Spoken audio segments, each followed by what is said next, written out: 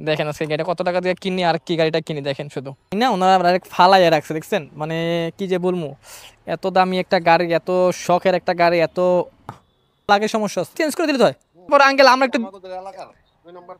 আচ্ছা আপনাদের মালিক মালিক এখানে না, তারপরে আমরা একটু টুকটাক দেখে নিই আঙ্কেল, দেখি। মালিকের সাথে আলাপ করে নিতে পারবেন কত না আমার কাছে মালিক আপনি, আমার কাছে মালিক আপনি। আরেকটা বলে রাখি, এটা 10 বছরের কাগজ করা মিরপুর বিআরটিএ। ভালো দিক আছে, অনেক খারাপ দিক আছে। ভালো খারাপ দিকের কথা বলতে গেলে শেষ হবে না।